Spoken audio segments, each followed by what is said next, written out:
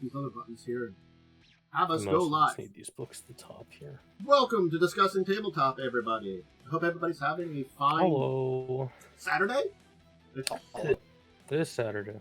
I like how my brain broke for a second that it was going to say it was Saturday when we do this every Saturday. Yeah. This is the one day you should know. It's November 2nd. This is your consistent day. Look, you know. Oh shit, it is November 2nd. It is November 2nd. We've reached November finally. Mariah Carey has broken containment. It's true. You're not going to be safe going to the supermarket soon. You know, I don't particularly hate that song. I really don't. I've heard it so much in retail, though. Okay, I'm gonna be honest. I dislike pretty much all Christmas songs. I agreed. And I haven't even worked retail. I just find them so overplayed. It's usually fine because there's like 2 Christmas songs they play at the grocery store. And those are like the 2 bad ones. Yeah, I remember working in a grocery store. Man, those worked in Walmart where it was worse. I'm sure. I don't remember my time working at Walmart. It blocked out. But I worked in the shoe department, so... Good old Despite applying to a lot of retail jobs, I never actually got one. Honestly, you're better for it. Anyway, we got an interesting list of things to talk about today. I should probably put this doc in the chat and in it there or something. Like we normally do. So perhaps we should get to that before we digress too long. We're good enough at side stuff anyway, as it is. I guess we can start with speaking of retail. So, Lord of the Rings: Tales of Middle-earth is going to be returning with Commander bundles available at Costco. That's a weird one. I don't know if it's anywhere else. The article says Costco, and that's it.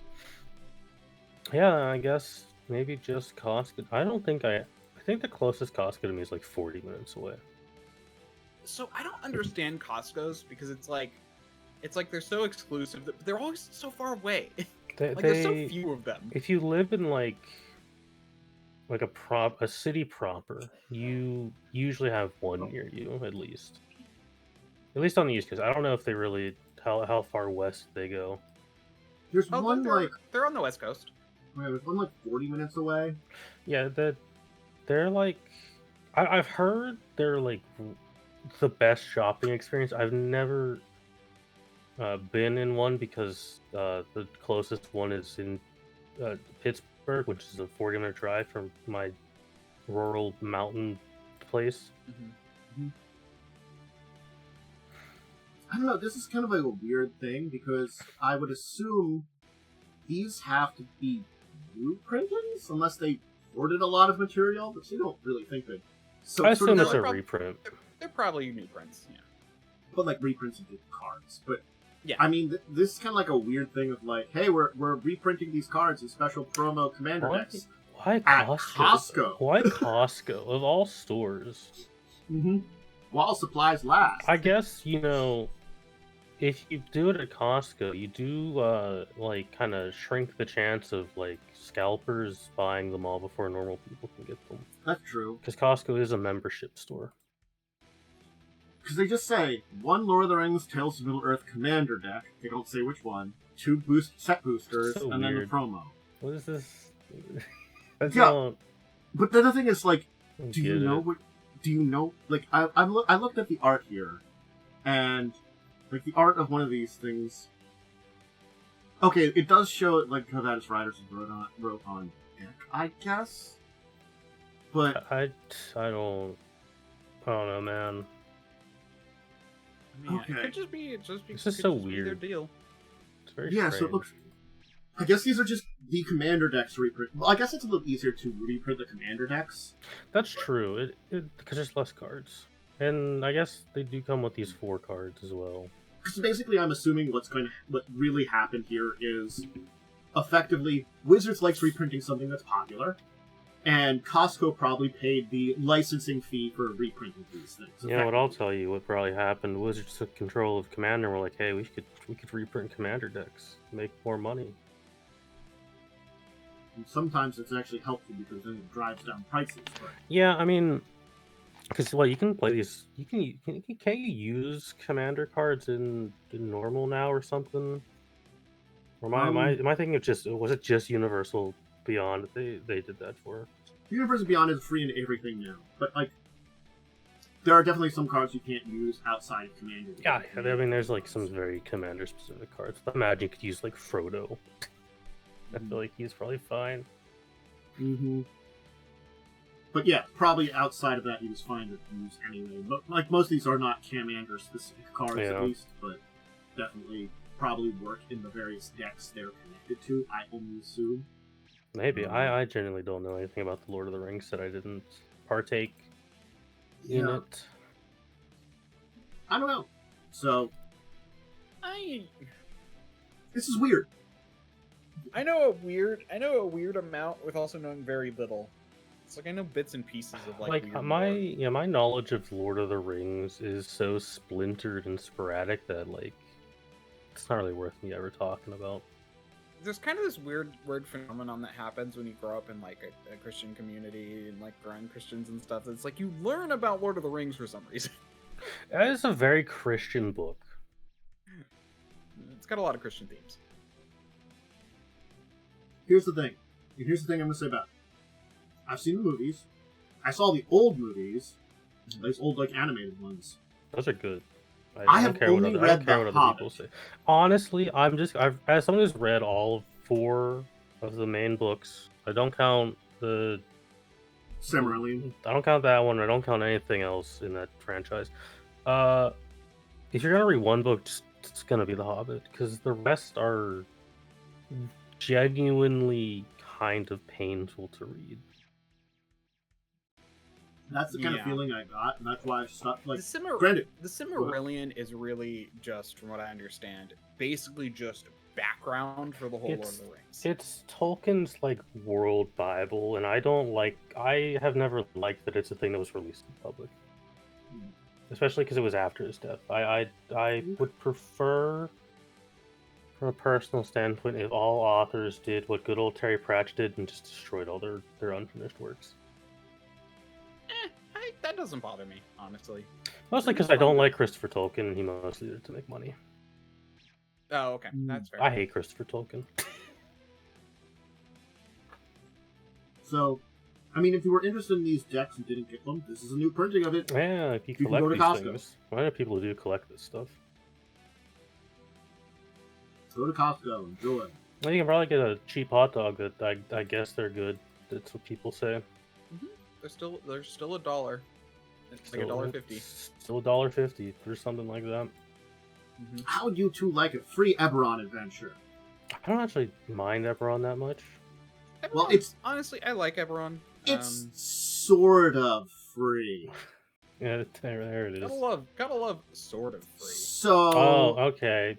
You have that's to get the not bundle. Free, wizard. I know. That's Wag's finger. That's not free. It's not. They say get a free adventure when you pre-order the bundle, which I love because they have to pre-order it. The monster manual isn't out until February. Yeah, that's still is such a... I still hate that they broke up the release of these 3 books. Again, I don't think I would have minded as much. The original was broken up as well, but it was like so 1 month, weird. 1 month, 1 month, 2 months. It was like 1 month, 1 month, 2 months. Yeah, it was like not bad. And the DMG was last because that's the one that's needed the least to play the game. You don't even need a DMG for 5e. Mm-hmm. Even the new one, which has a lot of great stuff. You don't need it. You need Player's Handbook and Monster Manual really most of the time. You don't even really need the Monster Manual. You can make up your own shit, but usually then it's not going to be probably very balanced. I mean, in this day and age, you really only need the Player's Handbook because Google exists. Yeah. And monster stat blocks are very well documented online. Well, we don't have those monster stat blocks. No, we don't know what is updated. Let me not also there are like far more third-party monsters than there are actual monsters, so there's not a lot of point to buying the actual monsters when they're so few and far between. There are really not a lot of monsters. Hey, you know, I mean, the only advantage of getting a monster manual is to see how they do balancing, so you can then make your own stuff. Yep. Yes. I mean, the Eberron adventure, it seems neat. I've read a little bit about it, you know, but it's that kind of thing that, you know, you have to pre-order the full bundle. Like, I know it's a marketing thing, but I have always hated when it's like, pre-order this thing, get a free blah blah. That's not free. You're still spending money. And as much as I'm not necessarily against it for a lot of reasons, it still is like, it still feels bad that it's $30 a piece for these books. Yeah. It is weird how much like there's like a psychological difference for people for buy one get one free and versus like buy two for the price of one. Like that has such a psychological difference for people. The human brain is very weird. Yeah. I like how they say the bundle is not any cheaper because if you see the prices, they're selling them for $30 anyway. Yeah, it's not a worth it bundle. No. At this point, honestly, and I'm getting so tired of Roll20, and after having just spent like the past like 2 weeks messing around with and learning Foundry, I would recommend that over Roll20. Yeah, I'm probably gonna actually take the time to try and learn Foundry. Let me know if you need any help, because like, actually, like, I should run a game in Foundry, although I want to run 2E, so, and you said you're not interested in that. So. Yeah, I sadly just don't really have an interest in Pathfinder 2E. But I could also run a 5e game.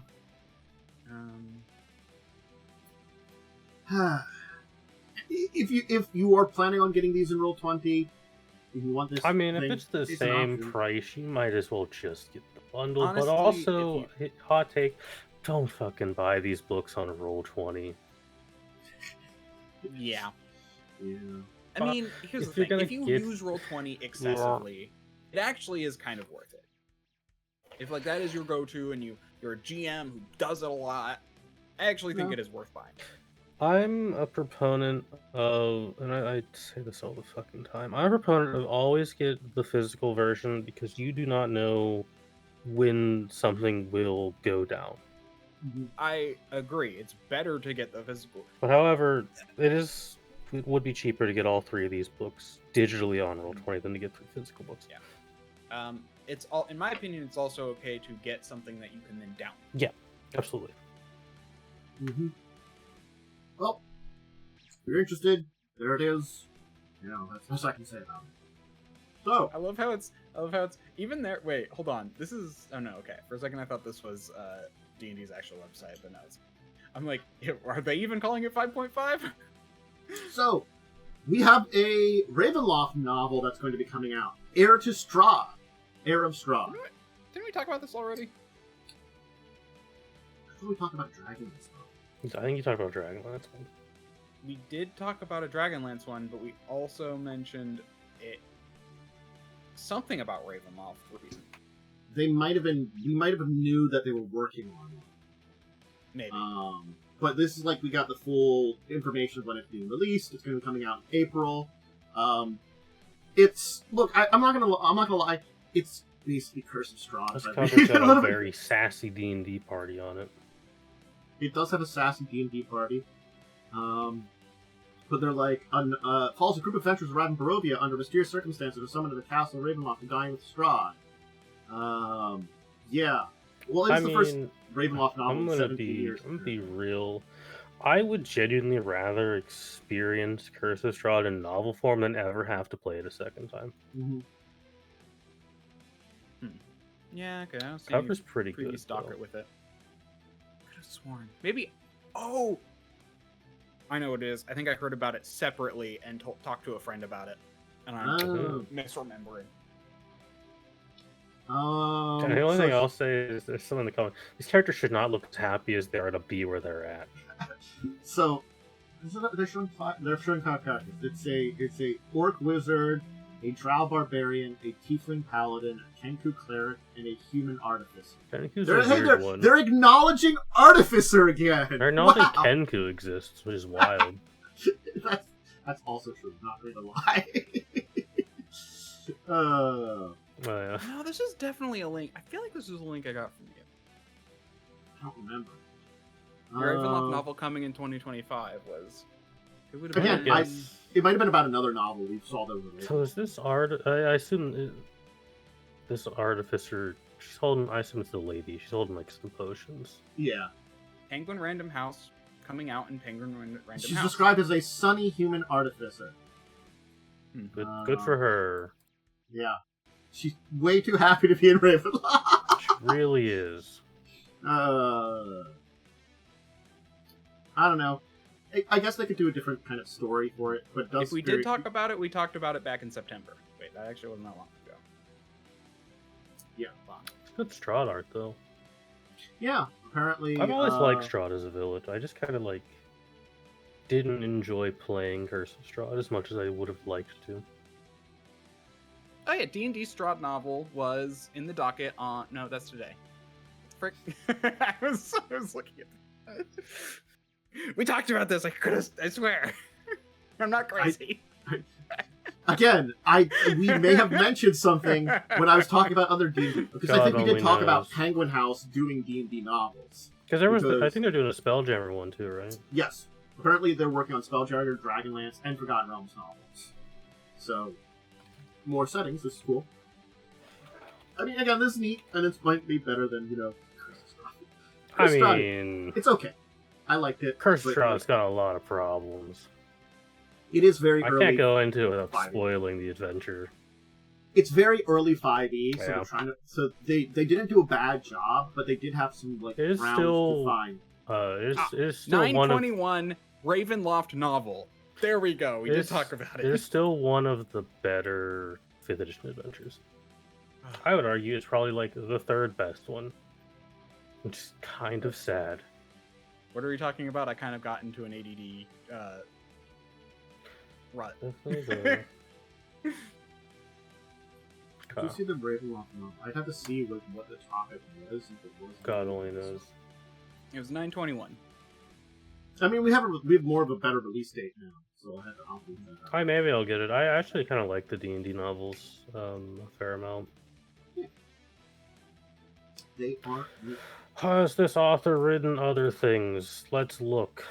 That's always a good question to try to figure things out. Do I know any of your other books?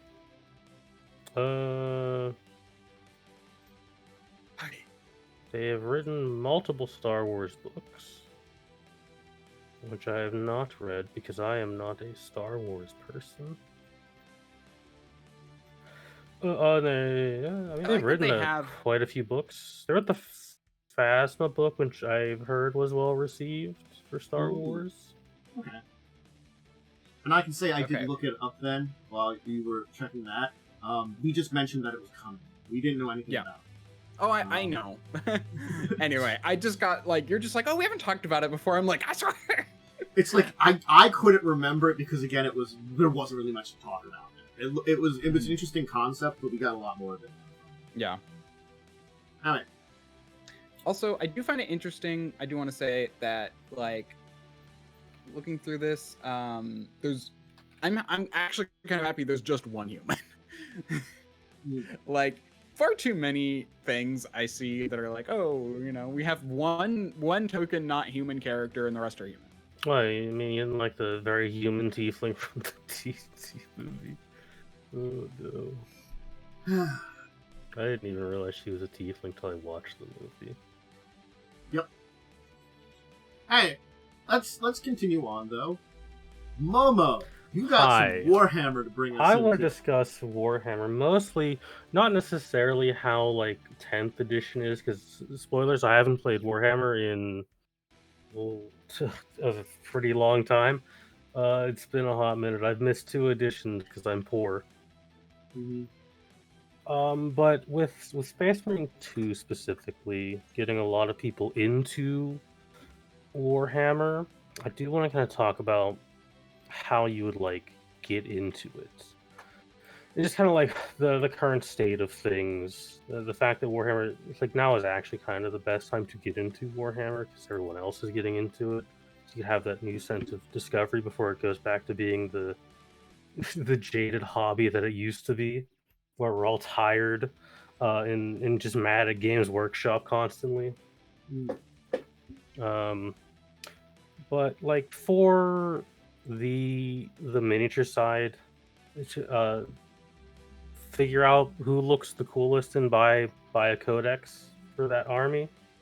There's so many armies. Personally, I recommend Guard and Necron because Guard are the goodest boys and Necrons are skeleton robots, and that's cool. If you want to get into books, this is where my controversial... My pick would probably be Lizardmen or Elves, because Elves have dragons, if I remember correctly. They do have dragons. Cool. The only problem is Games Workshop hates Eldar and doesn't release new models for them. Ah, good to know. How about Lizardmen? Pretty much. I don't actually know when Lizard people got a new model in 40k. Gotta love... One of the big problems with the miniatures game is Games Workshop really only releases Imperium models, and at tournaments they ban third-party models. So it's real rough if you're like an Eldar fan because you're going to be using the model from like 2005. Do they? Now here's the question: do they release models that they've made previously, or do you have to go and get one? So they do. Models? They do keep a lot of older models in print, and a lot of the older ones are kind of ugly because the printing, like just the models, the sculpt itself is not very good. Generally, anything that's not wearing a helmet is pretty bad looking because face sculpting's quite hard for miniatures. Not to interrupt here, but I've also thought I'd heard that they have brought in Space Dwarfs recently. They did. If you want to play Space Dwarfs, you can play them. However, be prepared. There is no lore for them. They like the two things we know. They're from the center of the galaxy, and they got a big ship that can eat planets.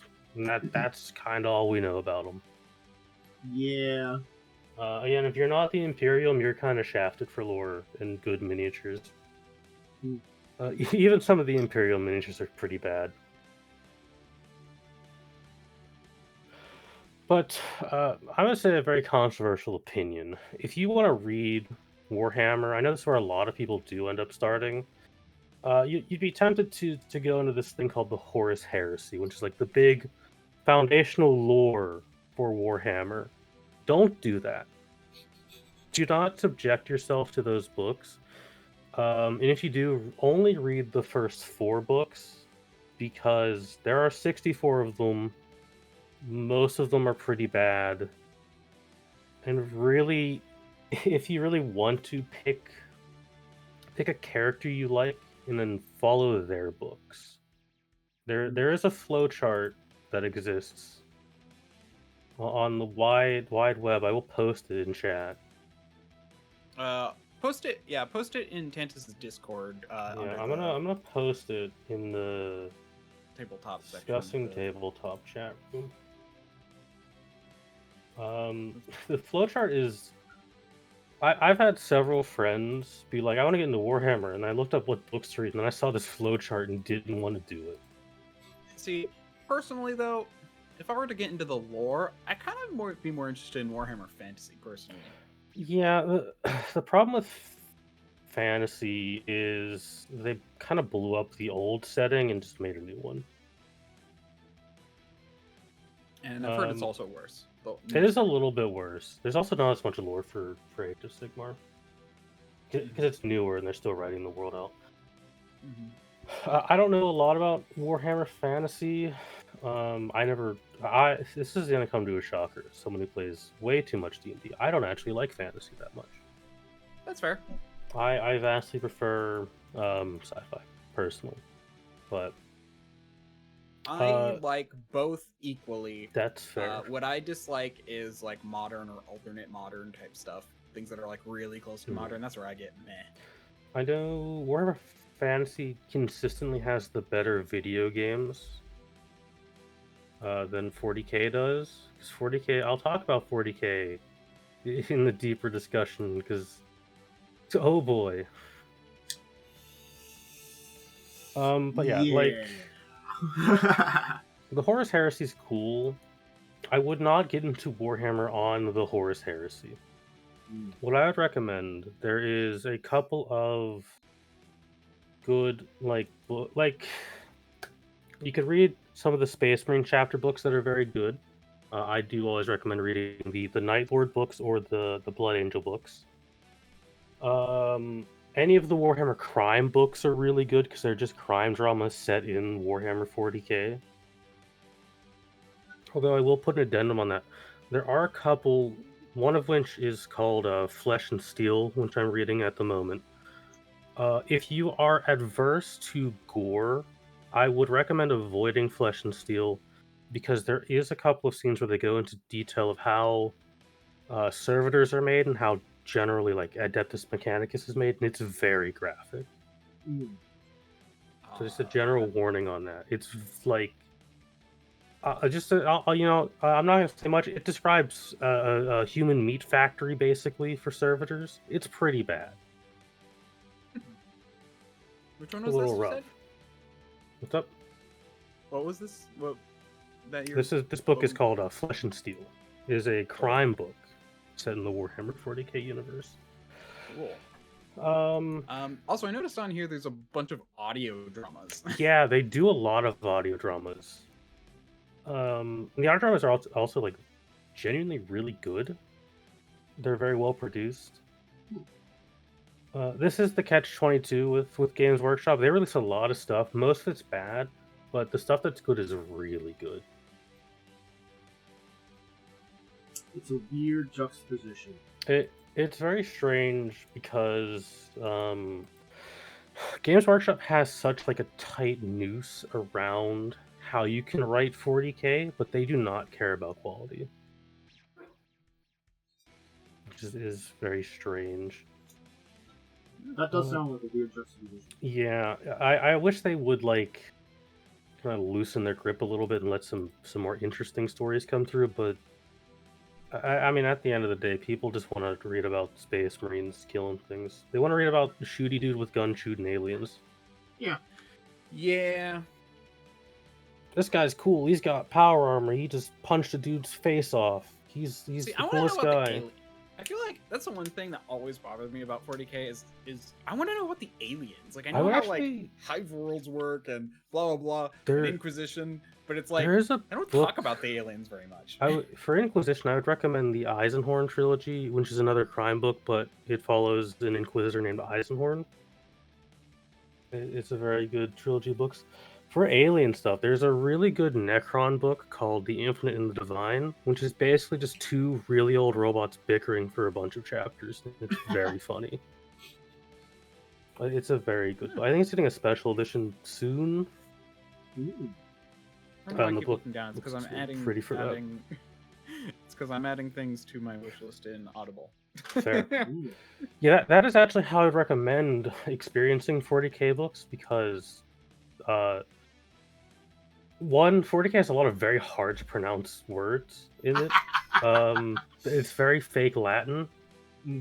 And 2, there's something to 40k's voice acting that is just like the most over-the-top evil British guy reading a book to you. That's really nice.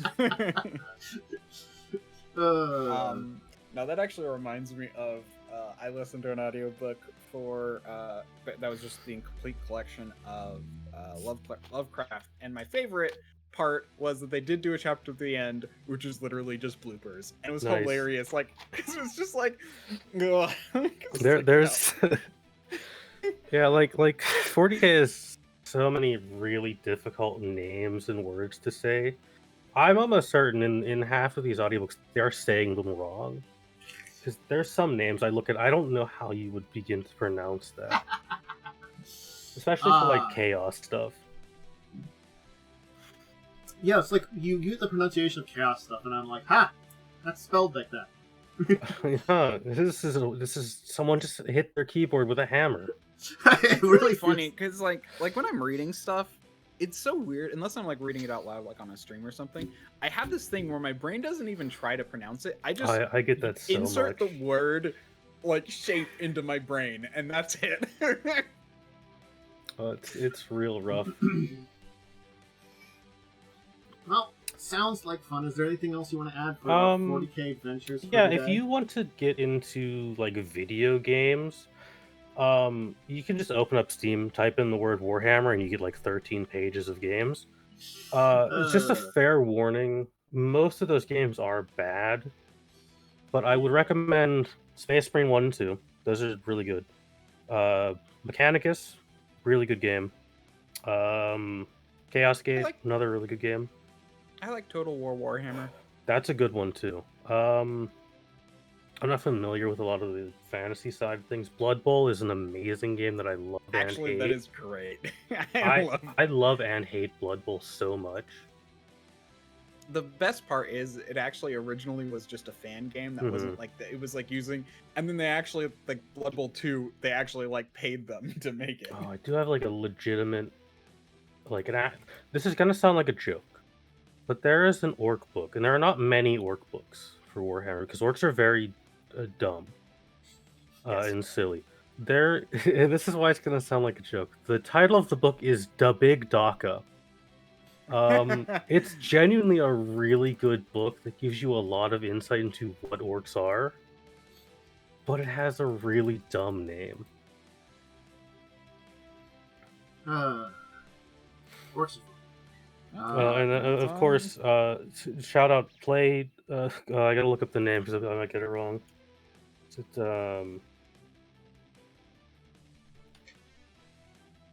What are we talking about? Okay. Oh yeah. So if you get there's one game I do recommend. It's very recent. It's an orc game called Shoota's Blood and Teeth. It's very short, but it's like an orc side scroller game. It's fantastic because I love orcs. They're the best, and they should be in more things. Yeah. I just remembered one game. I think it was called Space Hulk. I kind of like that. Ooh, Space Hulk's really good. I do want to say, when it comes to Warhammer, I do find it funny how like with their books and stuff, it sounds like they're super tight control, but they like let anyone make a video game. They really do, and it's really really bad. Like it's. I don't understand why Games Workshop gives the. I can talk about it more in the deeper discussion, but I hate Games Workshop so much. Good old Games Workshop. They might legitimately be more evil than Wizards of the Coast at this point. Like Wizards is really trying, but I don't think they can get worse than Games Workshop. We might have to bring that up in our deeper discussion. We should probably move on. We've got a couple more topics to talk about.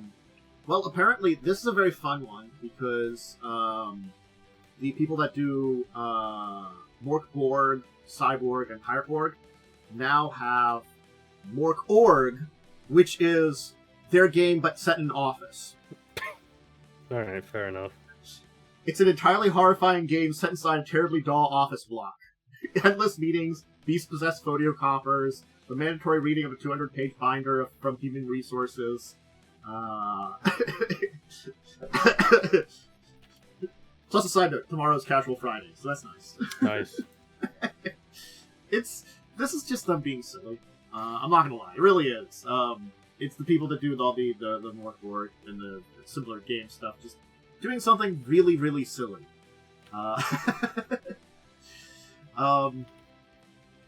Apparently you can get the full digital pack for £15, which is about $20, which is the copy of the PDF, screen reader compatible, digital character sheets, digital office map, and you can also get like MP3s, physical copies and stuff. I know this is one of those systems that I do know I should learn more about how to play the Borg set of games, but I have yet to physically dive into them and actually learn how they work and stuff like that. But they are very Yeah, I know role-playing heavy. a lot of I have some friends who play, especially who've played Mordborg specifically, and it's something I've always wanted to get into because it's very heavy metal inspired, Yes. which Yeah. I'm very down for. Mhm.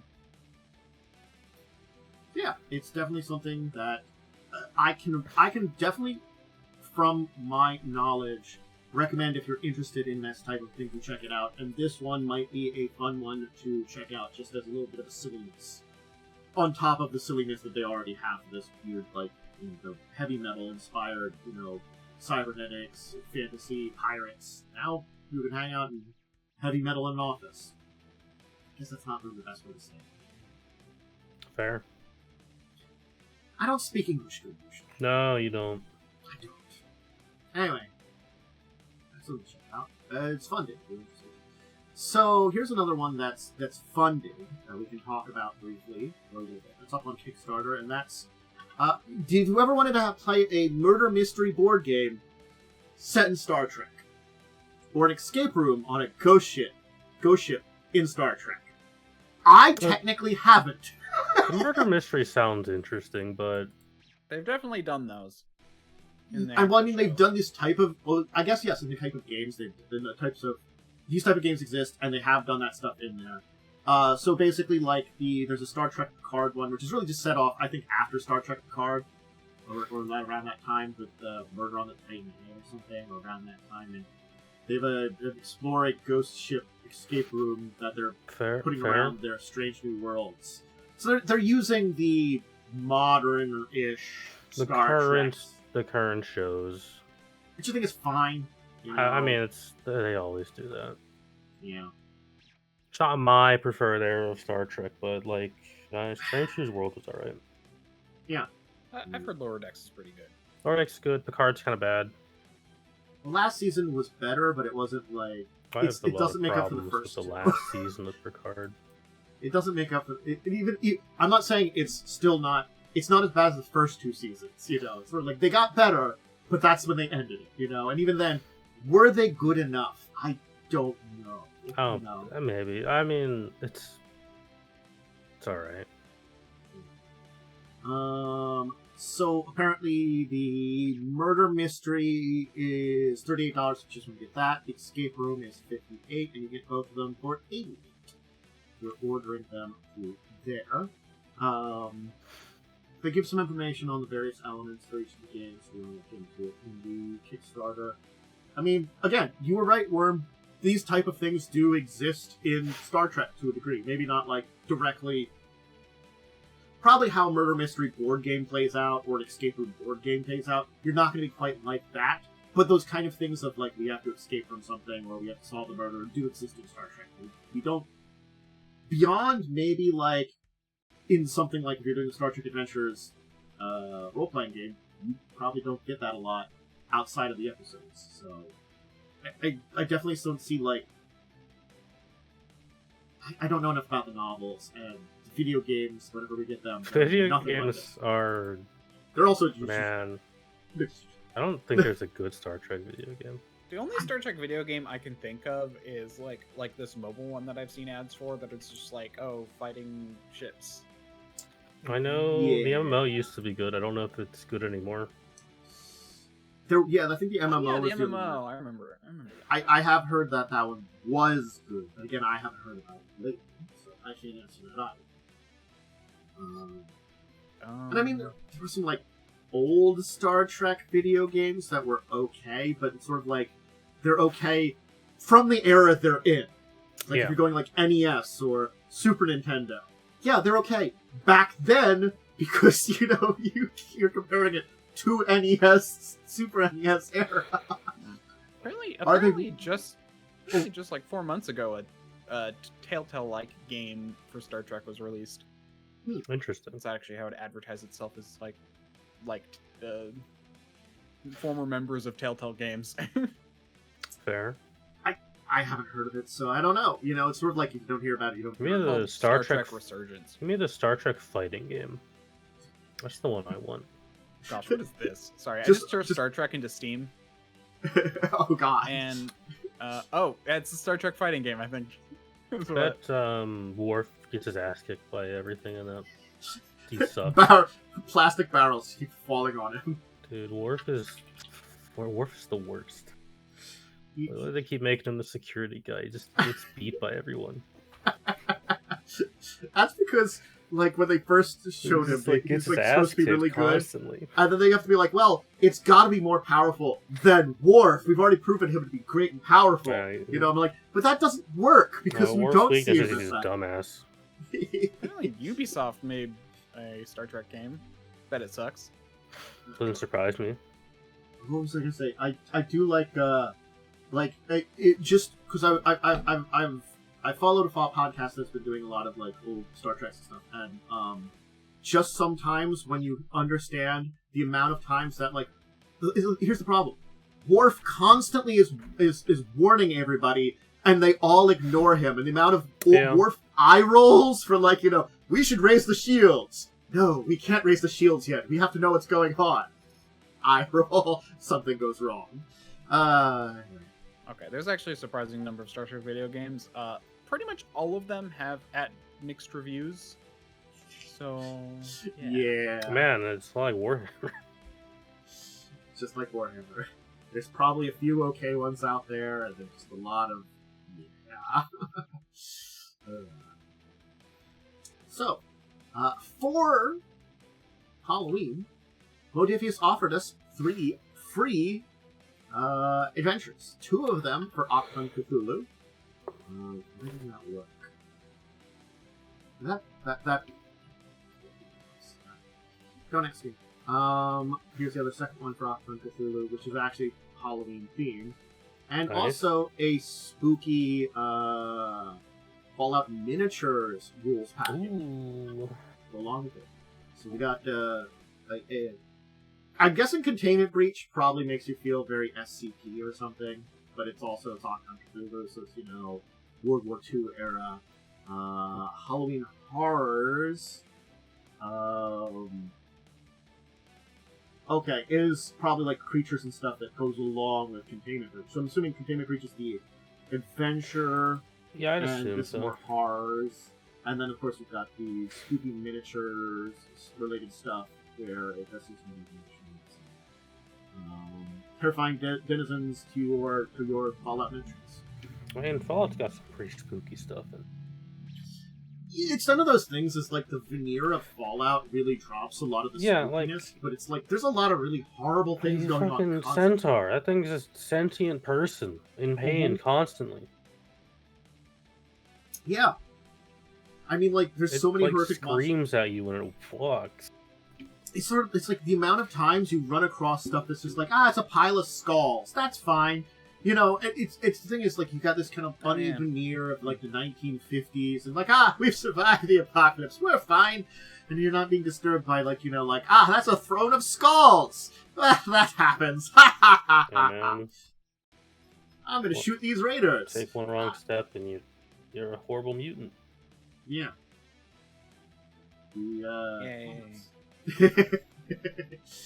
So, I mean, it's fun that Modiphius gave some stuff out for around the holiday season, Halloween season. So, you know, that's pretty cool. Like, if you look at the Super Mutant Centaurs, that one on the right there, that's the Fallout 4 concept centaur that they didn't put in the game for some reason. Oh, that's cool. I don't know why they put mutant dogs in the game instead. It sucks. You know, yep.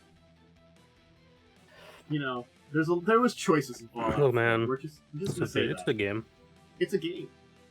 There were choices made. I played it once. Probably will never play it again. I probably won't go back to it. I had my fun with it, but like, I literally just ignored the story and just explored. I didn't have fun with Fallout 4. The story is so bad. Like, every time I got into some kind of quest, I'm like, the amount, it's like, I wanted to engage with stuff in it, but like the amount of annoyance you get from like... My favorite part about Fallout 4 is that you can never say no to anything. You want to know what actually stopped me from continuing Fallout 4 was I spent all this time making a house for myself. Yeah. And then I like go inside, and then it starts to rain, and it rains through the ceiling. Hell yeah. And I'm just like, you know, beautiful game engine. This just really broke my it just broke me. I don't know why, but it broke me. Having played through a bunch of it, I came to the realization I really needed like certain areas of it. If I wanted to keep going, I would have to mod it. And then I looked into the mods, and I'm like, this feels like it's too much. Hey, I'm gonna have to like get like not that it wouldn't be games. It's a pain in the ass. Well, not that necessarily. The amount of like I would have to put together like a thing of like a couple dozen mods at least to put it to a point where I would enjoy certain aspects of it that I kind of half enjoyed, but it was sort of like it got more annoying. Like it's always the same thing for the settlements. They're always complaining about stuff. The amount of complaining about stuff is really bad, and like all these other little things like that. It was like, God, I want to have the settlements just have them fight for themselves and not have to be there. I think my mod list for Fallout 4 is like 150 mods. And my mod list for Skyrim is much bigger than that. Because I truly think Skyrim is a very poorly built game that needs mods to be fun. Like, Skyrim is very poorly built, although I don't think it needs mods to be fun. I think it needs mods to have fun with magic, but other than that, it does not need mods. My favorite thing about Skyrim is there's 3 different versions of it, and all 3 use different mods. Oh yeah, no, that's horrible. Like, I don't know why they did it that way. Like, well, that's probably because they, for some reason, tied certain internal mechanics to things such as frame rate, if I remember correctly. The classic. And so it's like they have to be very like, if they're going to change anything, it affects everything else. So that's why it keeps getting. That's why the mods keep changing. In theory, you should just have a similar background with like, you know, new veneers, but no, it has to change everything. Well, we got some stuff and still, in all of that, they did not include a way to mod in tracking of like nearby NPCs. Yep. Fun fact. Okay, wait. I need a. This is just a fun anecdote about how modding works. Okay, in Skyrim, you basically have to cast an invisible spell on an area to detect who's nearby. That's the only way to track like nearby NPCs for like mod stuff to work. Jeez. So that's the adventures of Modiphius' releases, and also us complaining about the best. You're welcome. Yes. Anyway, so DriveThruRPG. We can talk about them for just a minute because we have some information related to AI with them. What is this? They have a filter. Basically, this happened back in July of 2023. Effectively, they put a foot down that says, if you're going to sell something on them, you can do partial AI, but you couldn't do all AI. And now they have proper filters for these things, where it's you can either choose between handcrafted, contains AI generated, or a creation method not chosen by publisher, which means you're risking it for the biscuit, so to say. I guess. Honestly, again, this is more than anything. This is what I want. Is for things just to be labeled whether they have AI or not. It's so annoying for me to like go searching for like, I mean, I've talked about this before. It's like I was trying to search for like a cool like designed thing for like my house that I could like put. So much of it was AI generated, and I'm just like, they don't label it, but I can tell. It's obvious. I mean, that dragon was missing a leg. That no artist would do that. I think this is, again, it's one of those things that is probably good that they are putting this kind of stuff in here. Unfortunately, with a lot of material out there, it's this weird point in time with a lot of stuff, and it's like, we talk about, like, you know, I would much rather have, like, things be ethically sourced, or there be rules about this, and this is more rules, you know? This is people being able to know what they're getting and what they're getting into, and I think that's very good. So, again, take it with a grain of salt. If you are, it's just the fact that at least we're getting some form of filter in here. And again, they've at least put their foot down that you could. Again, it's like one of those things. It's like I can say, okay, it's very partial. If you use partial AI, that's fine. But it's also like that again comes down to sometimes what that means too. Does that mean you're using it to fix up issues you have or refine what you already do? I don't know. But, you out there, it's up to you how you spend your money. Honestly. Think carefully about it. I don't mind AI-generated content as long as, well, for one, as long as you have legally sourced art, or I should say, like, I guess legally sourced isn't the right way to put it, but ethically sourced, I think, is the term that ethically, thank you. Yeah. Ethically sourced art, or other sources. But I don't know. I want to be able, like, I don't want to see, because I can tell when it's AI art, especially art. Like, I can tell, and even text can sometimes be really annoying when you read it and you're like, okay, I can see this is AI because no one edited this. But like, there's just this thing where it's like, I can see the difference. I don't care, but if I'm seeing a lot of AI stuff, I want to be able to say, okay, I don't want this anymore. Let me see the stuff that's not. Yeah. I just want to be able to filter it. I just want some accountability for what you're doing. Yeah. So there's going to be at least some on DriveThruRPG, at least at this point in time, even though some, the material's there. Up to you. Yeah. Want to talk about Humble Bundle? That's a much nicer thing to talk about. I like talking about Humble Bundle. So apparently there's a Mutants and Masterminds Humble Bundle for 3rd edition. So this is... I guess this is technically the premier superhero RPG. I really liked from many years ago Aberrant, but Mutant Masterminds is the one that was much more popular. So, certainly speaking, I can understand that. This is for the 3rd edition. It's got a lot of stuff. The Lecturer's Handbooks, Game Mastering Guide. I guess for $18, you can get all 19 of the items that they arrive there, which is a lot of side books and stuff too. Again, yeah. I do. We were talking about like sci-fi versus fantasy. I've never been a fan of superhero. I do not like superhero stuff. It's like, it's fine. Like, I don't hate it. Like, I like superhero movies. They're fun action movies, but I don't call them like good movies. I just call them fun action flicks. I have always had a good time with a superhero TTRPG. I'm going to say why. Because you can dive into or ignore a lot of the tropes as much as you want. And it really just ends up being, I have strange powers in a modern day situation. Honestly, I think, I'm not saying I wouldn't have fun with it. I'm saying it's just as far as it goes. I'm not saying I hate it either. It's just, I just remember talking about, Momo said he didn't like fantasy too much, and I'm not a big fan of superhero. Yeah, it's definitely one of those ones that I feel like, for me personally, I take it in like here occasional rather than all the time.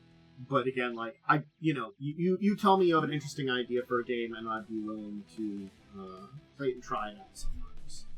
I've had some fun with superhero games, but again, it's been far and few between. Yeah, like if you ran one, I'd probably play in it and I'd have fun. In fact, I played in a friend's superhero game and had fun. It's just as far as genres go, I will never run one. Look, I'm just gonna say, one of my favorite games that I played. We did 2 different games, and I played the same character kind of in both of them. I played basically in a superhero team-based game, and a character that was basically Earth-based Colossus. It was called Atlas, and I was also Russian. But I was like, I'm just a simple Russian mining engineer from Siberia. Welcome, I'm Atlas, your friend. And I did my bad Russian accent, which apologize to anybody that's of Russian descent in my Russian accent.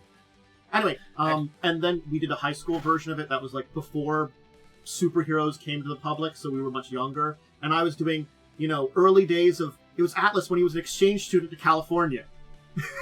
So he's a simple Russian exchange student. from Siberia. Yeah. Before he went back and went to college for mining engineer. The one I played in with my friends was a My Hero Academia game. I could see that being fun. That's an interesting world. Yeah. I'm not necessarily the biggest fan of the anime. It's okay. It's a shonen jump action. You know? I watched. I want to say like the first season and didn't watch any more. But... Yes. Anyway, I think the manga's done. Not 100% The manga is done. So it's a collection of 19 books for $18 minimum. You pay more if you want and such. So it's a good collection if you want to dive into, as I said, one of the, if not the quintessential superhero-based RPG. I think it's probably I think it is kind of the big one when people talk about superhero RPGs. Yeah, I think it is. I honestly really haven't heard of anything else. In fact, yeah, I think that is the one that my friend always liked to like roll up random powers in like a chart, and I assume it was a Mutant Masterminds chart. Yeah. Yeah, I think I do remember we did Mutants and Masterminds and Aberron we tried both of them out when we were doing superhero games. But again, it was sort of like over the decade of playing with my group, we played maybe like 3 or 4 short adventure superhero games that were like maybe like a couple months or two on top of whatever other games we were playing. So it wasn't that much in comparison. Yeah. Anyway, I think one final main topic today, and that's of course something that I think we did talk about this when it was out on Kickstarter, and that is the Last of Us board game. It's got a pre-order and it's going to be coming out soon. So there was a successful Kickstarter for this. I think it was last year. I have to check the date when the Kickstarter campaign ended. They got a link to it in here. Successful. This reminds me of a game I've played. With their estimated delivery date of November 2023, and now it's November 2024, I'm going to say they're a little... well, they may have actually done that for a long time. That was delivery for the Kickstarter. Anyway, so now it's officially like out and released, and anybody that wasn't part of the Kickstarter can get it now. But I think this was like last year time period that it's up. But, you know. General public release! Yay! Didn't get it then? You can get it now. Yep. So if you're interested in checking it out, and surviving the adventure, it's the Last of Us Escape from Dark. Oh yeah, that's what it reminds me. It reminds me of, it kind of looks like, in my opinion, just from like a, surface level, it looks like Dead of Winter. Yes, I can see that, and I know exactly what you're talking about as soon as you say that. I can definitely see that. Good old Dead. Mm-hmm. All right, so we have a topic today, and this was the simple way to say it. Things are going to get screwed up here for a second because I need to rejoin. You keep cutting out for me, but I'm 90% sure it's Discord, so I'm going to disconnect and rejoin. I will also do that for one moment. Okay, and I will wait to start our topic. Okay. Video button. There it is.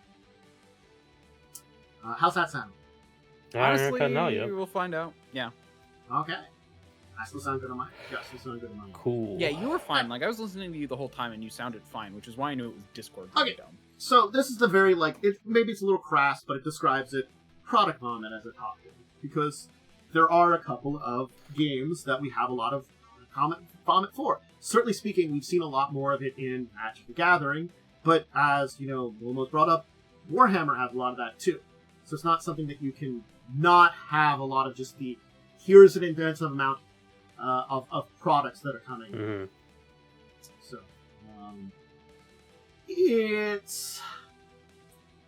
I think it's an interesting thing to talk about because it's the overwhelmingness of products. It's sort of like this, I think this is something that, I had my complaints for a lot of years for something like 5th edition that, there wasn't enough products officially, Yes. And you're saying then, it becomes down to there is a balance between too much and too little, yes. And, you do have to kind of watch that sometimes too. It's sort of like, on Wizard sides for D&D, I felt like they did too little. While on the other hand, we have, Magic, which I certainly feel like there's too much. Yeah. There's way too much Magic right now. I feel like this was started on for me at least by two videos. The very wonderful video by Tolarian Community College about how Magic the Gathering is going to be like mostly not Magic the Gathering anymore. Yes. What do you mean? Well, we talked about it last week. Yeah, so basically, like the idea that he presents is the fact that of all Magic the Gathering sets, 50% of them are not Magic the Gathering's own things. I see what you mean. Yeah, Universes Beyond and all that. That's what you meant. Okay, yeah. Which is no longer original IP. It's an older video called "I'm Jealous of Warhammer," which went over the fact that a lot of IPs have the opposite problem, where they do not release a lot of products, and people get mad because they'll look at like something like Warhammer and be like, "Man, why do these Warhammer nerds get all this cool stuff?" And on the surface, yeah, it looks like complain a lot and then on our side, we're like, "Please give us less or give us quality things, I beg of you." Yeah, because it's my go-to is for every Dawn of War 2 we get a Dawn of War 3. And those who don't know, Dawn of War 3 is a terrible game. Yeah. Basically is an RTS that is like a lane-based game, which is really bad and weird and not fun. But yeah, the video basically is a guy, I forget who made it, but he basically says he's frustrated with the fact that he used Mass Effect as an example. If you want to get into Mass Effect, you got 3.5 video games and a bunch of terrible books. And then Warhammer, you've got any product you could want, but like 60% of it's the worst stuff you've ever experienced. I think a good thought about this is too, and I think this is unfortunately a lot with the product on it too. I think it's sort of it's with Magic being so much and so much Universes Beyond, the stuff that feels like it could work and be appropriate to Universes Beyond is getting muddled. Like a Final Fantasy set, I think is thematically, it's not Magic, but it is something neat, and I think it does fit thematically with a lot of style of Magic cards. Same with Lord of the Rings. Mm-hmm. It's a little low fantasy, but there's a lot of fantastical elements, a lot of neat things in there that I feel work well in it. But then we get a lot of stuff we have Spider-Man next year, and there's going to be a SpongeBob thing. I think someone his secret lair, right? But still, someone joked about that at the beginning of Universe Beyond about think what's next, SpongeBob, and everybody thought it was a joke, and now it's actually real. I remember this is dumb. It's a meme. There was a picture that went around. I think it was Blue Sky a little bit ago. That was it was making fun of the SpongeBob thing. It was a Soul Ring card, but the picture was a Krabby Patty on it. Mm-hmm. So yeah, people are not happy about anything going on in Magic right now. Mm-hmm. And I think a lot of companies do actually look at what Games Workshop does and the amount of revenue they make from this pure stream of absolute trash they release pretty much every month at this point.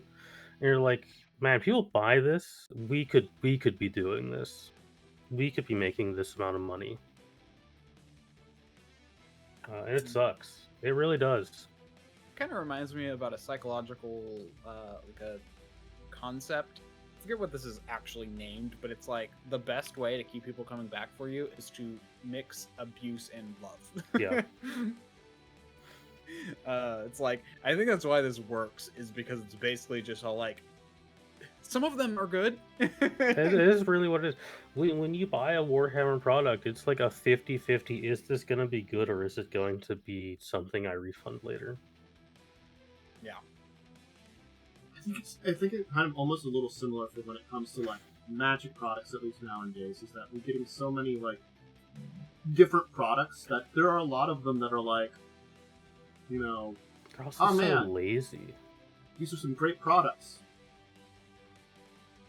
it's great products mixed in with some very lazy sets.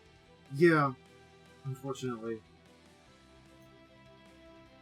It does make me sad because, like, when we talk about, like, again, intrinsically, I'm not necessarily against something like Universes Beyond in a lot of ways because of certain things. Like, as I said, there are certain universes which I feel thematically can kind of work in little bits and ways. Are they perfect? No. But if you want to do a set for it, it's neat. It's not a memorable idea. In my opinion, Universes Beyond would work better if it was like 1, maybe 2 sets per year for like the releases, instead of half of all sets are gonna be not Magic the Gathering, not Magic characters, or I mean, hell, even the sets that are Magic the Gathering, it's just here's this cool Planeswalker, but they're an 80s dude exploring a house, or a cyberpunk bike rider. I think the professor described it. It's just memes now. Like, they're just like, now they're cowboys. Now they're, I'm actually gonna grab that video and link it. Yeah. And, it's like, I think it's, in this case, we're having 1 billion products. It's too many products. And then the product quality is dropping dramatically because we're getting 50% stuff that's just like, okay, you're pandering to people that are not Magic players. I think that's the problem. Is it going to be introducing long-term Magic players? I don't think so. Like, the Lord of the Rings sets brings in Lord of the Rings fans. Is that... Yes, there's some overlap. I'm not going to lie. But, like, other things, it's a mixed bag whether you're bringing people in and keeping them. And that's a problem. And now, like, okay, the Spider-Man set. People who love Spider-Man are probably going to love that. I don't want that. I'm not interested in that.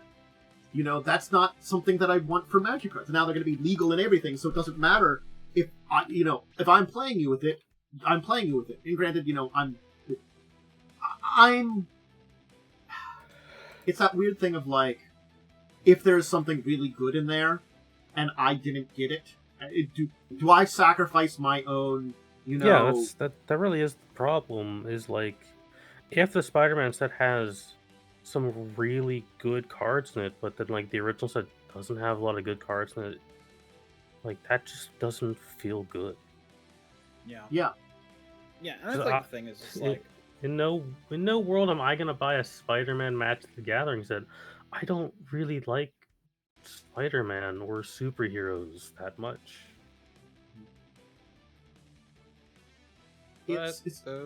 But those are the meta. You have to Yeah, buy I mean, them. they make the money. And now they're legal in all the sets. So just, if I see someone play a fucking Spider-Man card, I'm getting up from the table and leaving. See, that's the weird thing. Of, like, I both feel bad about that because then they spent that money. Like, I really wouldn't. I would keep my unhappiness to myself, but like it would be. I'm not happy about the state of Magic the Gathering. That does remind me of a meme I saw, which is all like, it's like, it's like, I play Elsa. Oh, I play, SpongeBob. I play, I play the Hulk. I play, it's like, and then some guy walks in, what are you guys playing? And it's all like, Magic the Gathering, can't you tell? God, yeah. Well, they can't do that now because the Lorcana's got all the Disney stuff. That's true. Disney did make their own card game. They did make their own card game that's a little like... They did do stuff before that, though. Yeah. There is an Elsa, I know that much. There is. Yeah. I don't see like a full Disney set ever happening though, but like definitely I think it's Secret Layers of Disney crap. But it's just like, it's just a meme that was just like, a bunch of random IPs, and it's... Yeah, I don't know. Let's see if I can find it. Maybe I'll post it in There's an in-between of like Wizard of D&D 5e, original 5e, of like you really only had 4 books that were things you would buy, and then some adventures, and then we'll say and then what Paizo did for fucking Pathfinder 1e, where it was just shoveling out content. It's this weird thing of, I was not necessarily a fan of Paizo's content on it that they did, but I don't feel like it was as bad as something like 3.5's. No, 3.5 was so much worse. And I feel like for the longest time, Wizards did like a way too much of a course correction release, and just released nothing for 5e after. Yeah. After 4e's kind of... Well, 4e wasn't a failure. 4e was successful. But 4e also didn't have a lot of content either, I think. 4e was a mixed bag for, like, content and stuff. It was kind of strange in a lot of ways. And now with 5.5, with the press release, it feels like they're going to go back to product vomit. They're like, well, we want to sell you the more powerful version of stuff. I don't know. That one interview again, like, that executive did. 3.5 had so much product vomit that it was overwhelming amounts of stuff. It lost so much quality so quickly too. There was I just remember so many products that were like just either mediocre or bad. If you got lucky, it was mediocre. But like I will always point out from 3rd edition, the Book of Nine Swords, and it was just bad. Yeah. It was just so ridiculous of like a concept and the way that it was like executed. It was like, wow, this is... What were you guys thinking? And before people think, oh, it's just Warhammer video games and books, I will actually tell you, no, they product vomit miniatures as well. There are a lot of miniature sets that are just not worth the money. There are a couple of mixed army sets that are units that do not work together whatsoever, but they're priced cheaper, so you would think, oh, I'll buy these, and then you've got a bunch of units you can't really use together. I posted the meme to Discussing Tabletop in Tandis's Discord. They released a very... I think this was a little bit ago. They released a codex for... a codex and a product line for Imperial Agents for Warhammer 40k. It's... All it is just kill teams, which are not good to play. It's an entire codex and product line that they want you to buy if you play Imperial and stuff. Because they are armies that have no vehicles, and vehicles are some of the best units in 40k. They're also some of the most expensive, but that's, 40k's pricing is a different story. 40k premium charges their product vomit. Also, the reason I found this so fast, I think, is because it was used in an article about how terrible the thing is that was released like a week ago. Yeah, I think the Pathfinder 1E product vomit, the reason why it wasn't as bad to me was that at least it was a variety of kind of content that it released. It always felt like. Yeah, there was variety, and it also wasn't as expensive. Yeah, which definitely helps a lot for playing it. It still was a lot. Like, you're not getting like this month's map pack and this thing here and a lot of that stuff there a lot of times, and hey, this little thing that provides a little bit of stuff. And at least I felt like maybe 3.5 did this a little bit where they also gave you a little bit of how do I want to describe that? Combined stuff, I guess, for best things. They did do some of that. But I do feel like there was a lot of weird stuff that was always out there in Pathfinder. You're cutting out really bad again. You might want to rejoin it, maybe. Let me restart my join Discord then.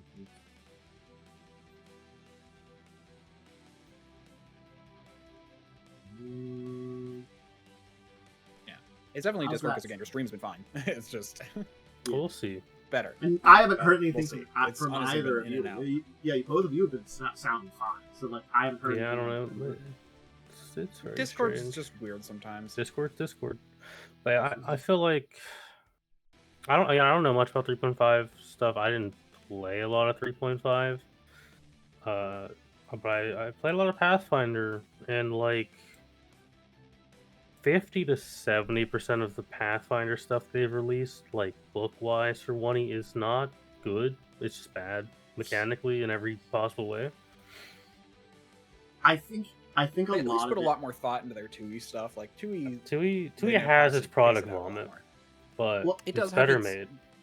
Yeah, I think the stuff about 1E it's not necessarily what I would call bad in every circumstance. It's specific. They did a lot of very specific stuff. And that's not necessarily good because sort of No.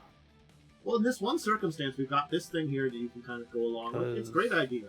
We've hit this point where if you play Pathfinder... That's really good if every encounter is a water encounter. Like, we've hit this point with Pathfinder 1E where if you play it now, you could see a cool thing and be like, man, that's cool. I want to take that. And you take it, and then it doesn't do anything in the campaign you're in because it's so specific to one type of interaction that never comes up. Yeah. It becomes a kind of hard thing to manage that, like, because it's that, honestly, that thing of, like, I would like for things to feel better in a lot of ways and things to be used, but it's sort of like, especially with being, I as faithful as I have been to the pre-made adventure, you know, I think that's what I think hasn't helped in that. Being in a relatively faithful, very faithful pre-made adventure means that, you know, you have to face those issues that you can't adapt to these kind of like little things as much. Which, yeah, we haven't been 100% faithful. But if you really look down at it, we've played the Crimson Throne pretty well. Yeah.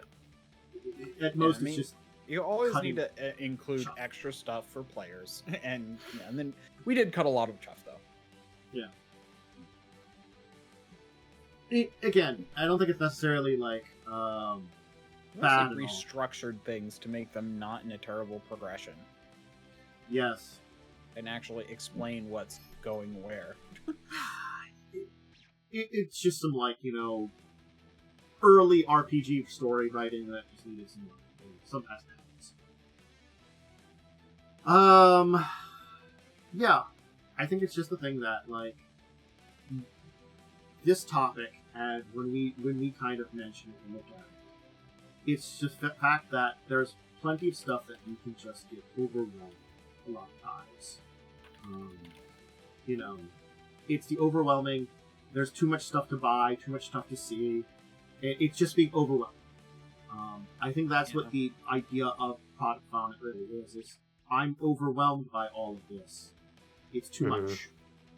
It's like, well, okay, so there is this idea that you want to have all the pieces when you run a game. Like, for example, you want all of the books, you want all of the, or you want to know what's going on. You want to be informed. But when you just put it, and this is more for things like story vomit, like Warhammer, and also like product vomit for things like Pathfinder. It's like, you want everything so you have all the options, and all the knowledge, but then it's like, well, now I just have to pay a bunch. I don't have that much money. I'd rather put it, you know, it's like I have to basically make this my only hobby. Yeah. One of the problems I haven't spoken of for Warhammer, because Warhammer is a narrative setting. It's a very deep, lore-heavy narrative. Because they give the IPL to just about anyone who asks for it at this point, you will have characters like Fulgrim, who is one of the Traitor Primarchs, who in pretty much every book he's in, he is written so differently, so his character is incredibly inconsistent across all of the lore.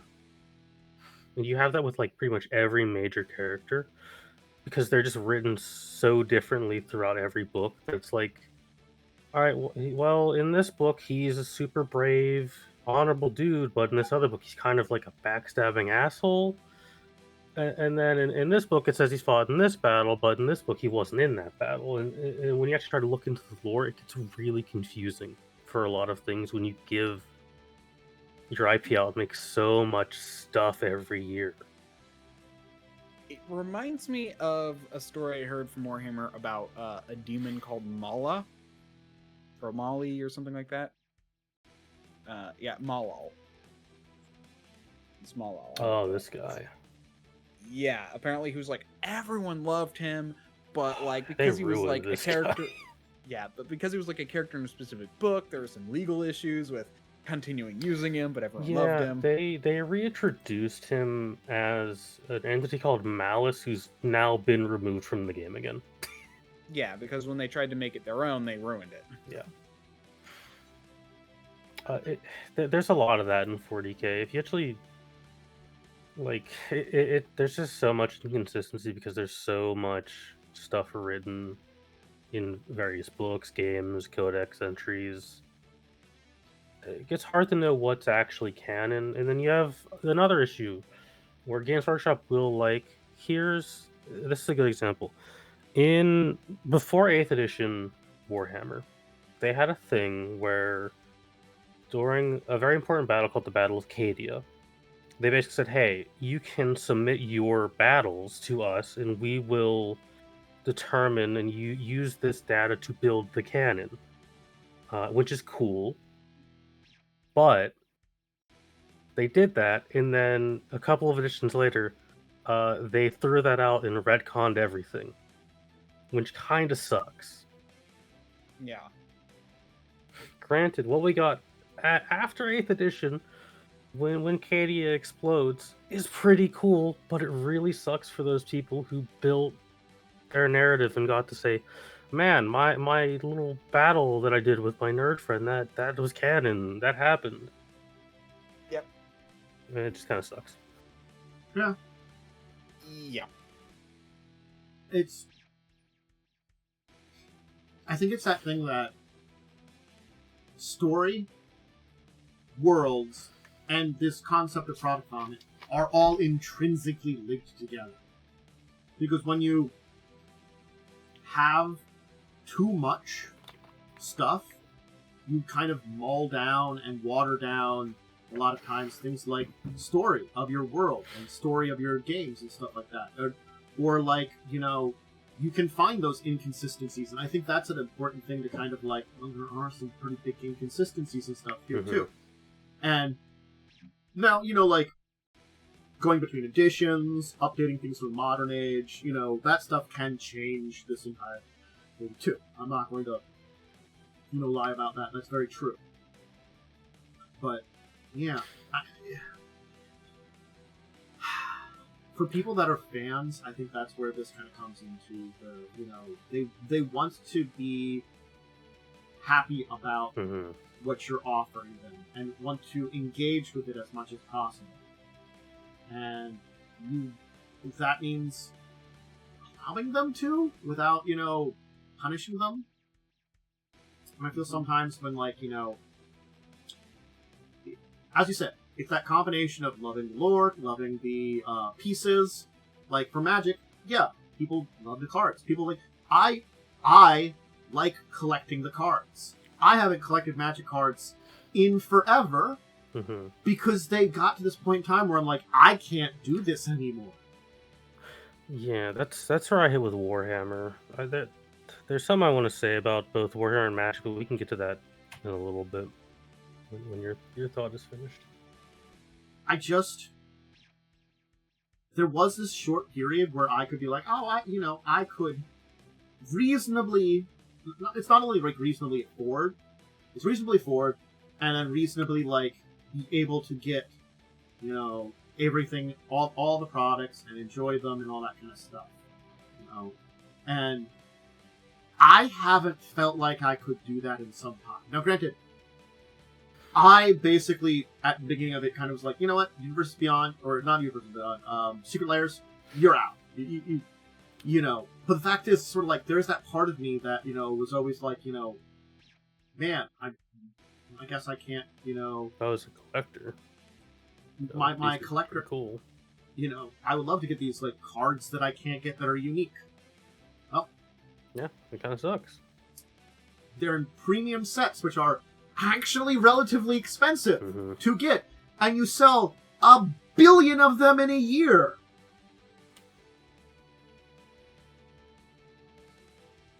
And then, like, it's also like, other things where it's like, I would love to get these things for, like, various things in, like, D&D and other product lines because of, like, I love, lore and information, but yeah, sometimes it can just be just too much, and it overwhelms you just physically, mentally, and economically. How much can we afford?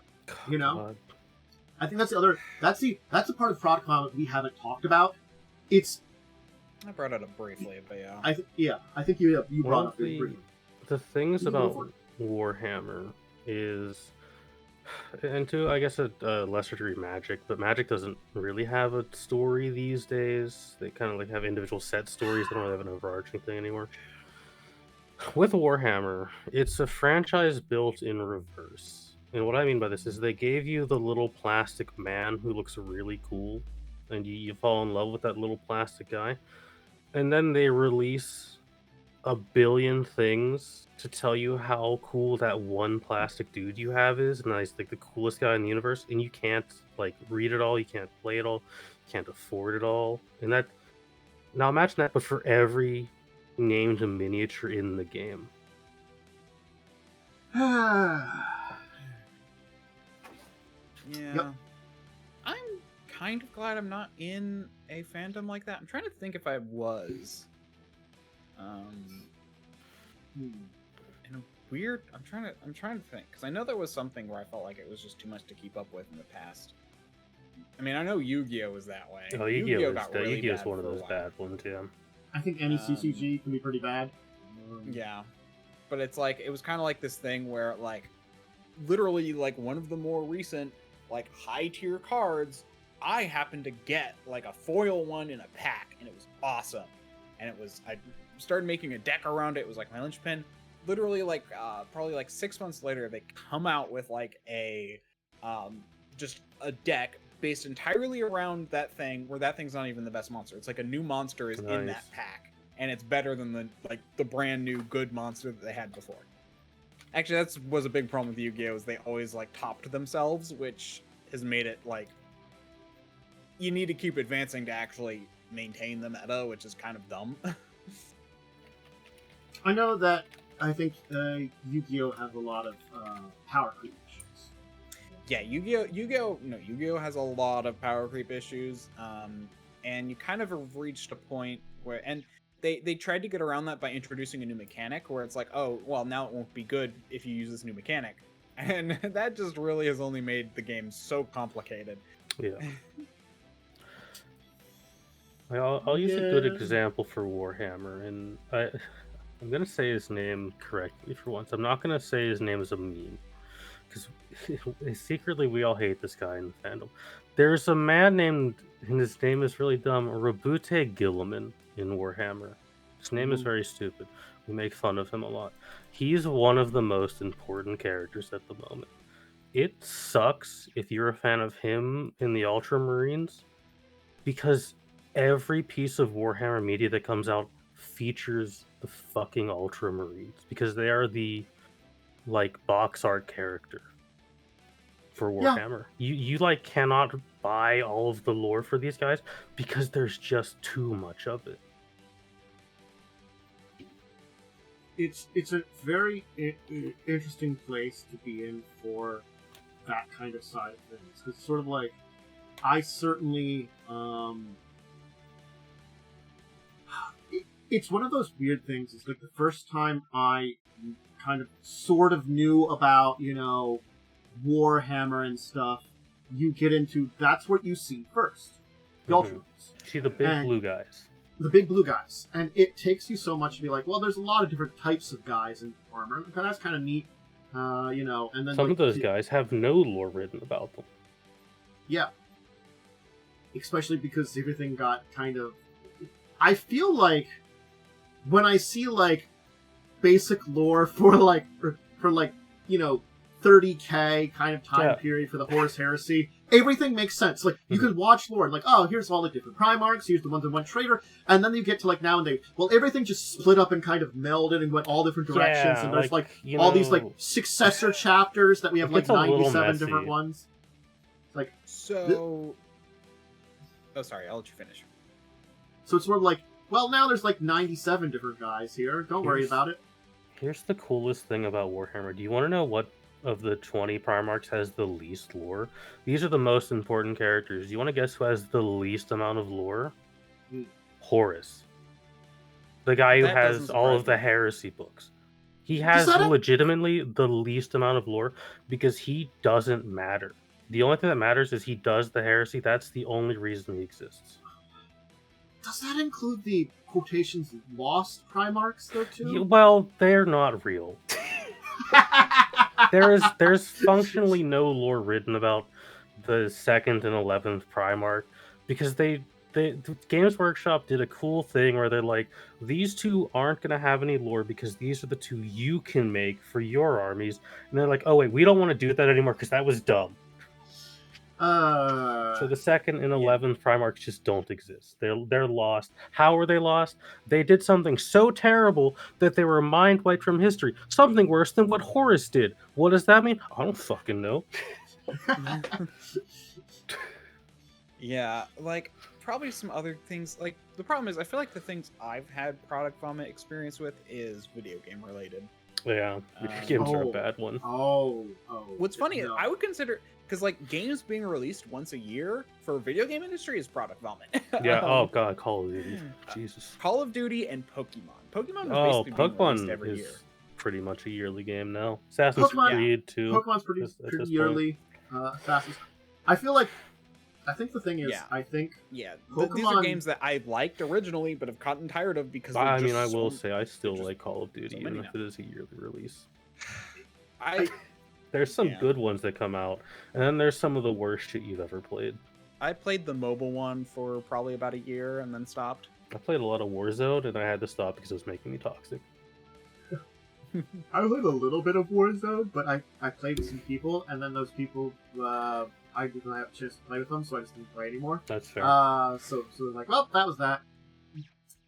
It's sort of like, it's the same reason I got into because I wanted to play, like, PUBG. But then also I did a little bit of Fortnite because someone was like, hey, do you want to play some Fortnite? I'm like, I guess sure, why not? And then I was like, well, that was a game. And I like Fortnite, but actually that's another game that has product vomit, which is why I kind of stopped playing it, because it was just way too much. And I was just like, this is kind of not really fun. You're just changing everything constantly. Mm-hmm. I think it's the thing that, like, it's coming to similar problems. It's cost, and then like a lot of major changes to like the functionality and lore. It's the exact same problems we're talking about here. We can see expressed in things like video games, especially for like Fortnite. It's a new season. We're having this new crazy shit for this season with all these new characters that have new abilities and all that kind of stuff. Crazy and it just new mechanic goes on top of it. One thing that's broken that everyone tries to get. Okay, well now it's gone because now we're on the next season. Now there's this new thing that's crazy broken if you get a hold of it, and that person usually wins. Mm-hmm. Yeah, it's an issue with that, and it's kind of like, I think it's the concept you can find product vomit anywhere. It just is something that's overwhelming you a lot of times, and unfortunately, we can get overwhelmed by this. You know, it's the million DLCs for video game. Mm-hmm. It's the. I was about to say, insert any mobile game here. Okay. Yeah. That'll do it. You know, it's a lot of stuff like this which just overwhelms you. It hits you too much. It hits your ability to process it, to be fun with it, and your ability to buy it. I think both of those things are just bad. You know, so I think it's weird. How many industries are propped up by whales right now? It doesn't make any sense to me. Yeah, it's true. You know? Yeah. Well, I think for like the video game industry, the whales is like a fallacy. It's not really the whales, it's the people. The whales was the way they wanted to say it, but it's really the people that shouldn't be spending the money, that they're getting addicted in having them spend. Yes. I mean, a whale is just someone who basically spends a lot of money on one thing, regardless. And sometimes to their own financial deficit. It's not saying that it's this one person who's rich. It's saying it's one person who's putting a lot of money into this thing. That's what I mean. Like the original definition was for like, you know, gambling. It's the whale, the guy that's really rich that can come and spend a lot of money. So I think it's not the same thing now. We're getting into a lot of other industries, but I guess it is a lot of the same. It is in that, like in Magic the Gathering, in Warhammer. I'm sure there are people that buy everything, and these are people. Maybe they can afford it. Maybe there are those rich people, but there's probably plenty of people that are just like, that are, you know, want to get new stuff, want to get it, and maybe can afford it, you know? Yeah, or they budget for it and they're kind of addicted. Because that's the thing, is there is this mentality of you have to buy it. We put it out, and if you want to be in the know, you have to buy it. Yeah, pretty much. That's the mentality. Like, that's the mentality I get from all this Magic stuff. It's like, oh, here's a really good card. You gotta get it now. I feel like they're almost kind of pushing for that. It almost feels that way. Well, it's that thing that, like, I think it's more insidious in a lot of ways for things like the secret layers, because they'll put that one, not always nowadays, because they've milking it to it's dead. But there was a lot of those times where it's just like there's this one really good card in there, and oh, it's just a little bit more expensive, and you can get all these other cards with it, and maybe those aren't as famous cards, and yes, maybe okay, it's technically valuable enough, and oh, we're not really affecting the secondary market, but it does mean we can charge you $40 or $30 for this.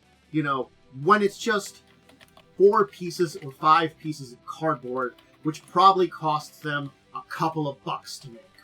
Oh, I'm sorry, maybe it's a little... No, maybe with the product and getting a few new pieces of art, it's a little bit more expensive. Oh man, we're just getting our money back. Yeah, the one thing I will say about Warhammer miniatures is they are expensive. However, the price is kind of justified because it is more expensive to print miniatures than cardboard. Yes, Yes, I'll agree with that. Yeah, honestly, the miniatures themselves... I would actually argue that the miniatures aren't actually that overpriced these days. Yeah. Especially when you compare it to, like, things like Hero Forge and stuff. It's like, printing in, getting something custom yourself. The price isn't... The price for me isn't an issue because I don't have a 3D printer that can match the quality of an actual manufacturer. Those really don't exist at an affordable rate yet. And as soon as that happens, Games Workshop's gonna have to figure some stuff out. Yeah. Yes. I mean, that's the thing, and but you can do things like in some ways, yeah. I mean, I think the big thing is just that they do kind of exist. You do have to, here's the thing. If you invested in a good 3D printer, probably like a $2,000 one, you could probably save a lot of money on Warhammer. The thing is, it depends. If you want to do tournaments, Games Workshop does actually ban 3D printed materials. Yeah, I know. I know. They're so stingy about what they let in there. For that reason, because they can control the price. Yeah. They're so stingy at tournaments, they won't even let you bring reference sheets for codex. You have to bring the actual codex. Oh, interesting. Ugh. I shake my head at that. Just shake my head at that. To be fair, and that's really the control aspect, where it's they want to control. To be fair, if you're playing Guard or Necron, there's a good chance you probably do own a Necron codex or a Guard codex, because you really should. Because that's where all your miniature rules are in. I think that's a good point for product vomit. We kind of talked about it for a while. And hit on a lot of the major elements of this unfortunate thing that we're kind of facing in certain aspects of things, and we've faced it in the past. So it's sort of and I think I have one last thing to kind of go on for this before we do move on. I think there is also a little bit that's not specifically one company or product vomit that does exist out there, and it's both a good and bad thing, and that is we are in a big renaissance, and we have been for the last maybe 5-10 years, of tabletop material. Mm-hmm. There's a billion tabletop games, a billion card games, a billion RPGs. That can be overwhelming too. You just have to kind of find what works for you, what you like. That's more of there's just a lot of independent things going on. Yeah. Which was why I said it was both a kind of good and bad, because it's good you have those independent things, but you can get also similarly overwhelmed by them. So it's sort of I think in that case, if you're feeling overwhelmed, and this can actually work to a lot of these other things too. Be smart about where you spend money on. You don't have to have everything. Magic cards. Hey, I'm going to chime into what the professor says. Buy singles! True. Just buy singles. They're cheaper. Buy the singles you need. You don't need that single. If you want to get that secret layer, get that one card you want from it. If you can't get the full thing. It might still be cheaper than finding the entire thing. Yep. shall we talk about our week? We can do that. Game? Did anybody do anything on Sunday? I think we had Joe's game, right? We did have Joe's game, yes. Yeah, we finished up with the Adventures of the Train. Yeah, we finished the train fight. Train. And that was about it. Yeah, because that took a while. That took a while. It did. And I was a little late because I've seen grandmother. That took a little. Yeah. We just ended up a lot longer with a bunch of stuff going on that than I normally would have even been visiting her. Yeah. So. Yeah, it was a relatively short game because we started a bit late and we ended a bit early just because it's like... I think just the fight was... I enjoyed it. I thought it was a lot of fun. It was very tense. We had a bit of the death spiral near the end. I think it was fine, but I'm going to say that what I feel about this is... This felt more like a battle we should have had at a conclusion of the adventure. Because of how difficult and death spiraling it is. Nice. I think it should have been more climactic. That's what I mean. It felt like more of a climactic battle, and it really wasn't. Not at the end, but not at the end of the battle, but adventure, but just something that had a lead up. Whereas I can see that really too, like a big story climactic moment, where it kind of really wasn't. It was like, oh, we defeated the guy and got. Realistically, a story should have a lot of climaxes. Yeah. But yeah, it was like, we knew this was coming, it was kind of foreshadowed a bit, but like, the degree to which the fight went was, and it didn't bother me, though, overall. I thought it was fun. I thought we had to like use a lot of wit and figure out who we got up and who we didn't. The one nice thing about it is that the reason we death spiraled a little bit is just because we had like 3 people going down, trying to balance people up and like managing our heals. We spread around our damage too much, because I was trying to check out the train. To be fair, I probably shouldn't have, thinking back on it. I guarantee that me checking out the train is what triggered the guy. I don't think Joe would have made the guy pop out until we looked for him. Looking back on it, maybe. Again, I know he's working on something pre-made to a degree, so I don't know how. This is part of his story. So he has a story he's telling. The Queen is his story, or sorry, the Lady of Pain is his story. But I didn't know if the train was necessarily to a degree part of what was going on. I never know where it separates between the two of them. I know it wasn't, because he found that he mentioned he found the map separately. He said he found a good map. That lets me know that it wasn't the story, because all the ones that were the story that he's taken from the book have had maps in the book. Not the one where we fought the gnolls. That was in the book. That was from the book. That was from the book. Yeah, that was very D&D map. It sounds like just more of a fantasy map. Like I've found maps like that before. That's why I don't know if it was in the book or not. Like, if I think about it, like, yes, in Sigil, a bunch of maps we used were there that were from there. Definitely, in the Sigil stuff. But after we've gotten outside there, I feel like it's been more of a mixed bag of stuff outside of Sigil. I don't know, though. Maybe you're right, but... Mm-hmm.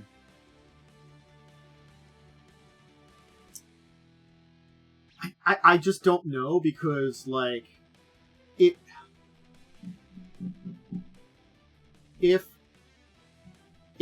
It doesn't reassure me because of balance, because I felt like it was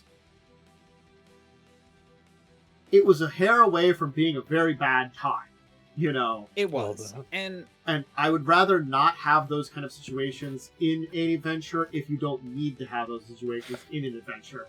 And this was a situation where I don't think we needed it. It wasn't like a true life or death situation. Yes, like. Honestly, I felt like there was a good chance we probably should have just, like, ignored the slimes entirely. Like, here's the thing. The smart thing to do would have been to ignore the slimes entirely, chase after the guy, and let the slimes who move at 10 feet an hour, or 10 feet a turn, just stay back, It's like... I think it's the big one kind of prevents that from happening, because that's the trouble I ran into. The one I was fighting, I couldn't get away from. Yeah. But, like... Yeah. I don't know. I think it was fine, but I think it was fine. I thought it was a fun fight. I thought it was fun how we managed our resources. We really had to work as a team, which I enjoyed. We had to like talk together, like we were all trying to figure things out. How do we do this? I'm not going to disagree. I'm not going to disagree. I just think there's more that I wanted out of a fight like this. Those kind of things. I found some faults. To be fair, I agree. It was too climactic. Had zero lead up. Everything was lore dumped right before the thing about how we were supposed to go about it. We only had one day to prepare, which seemed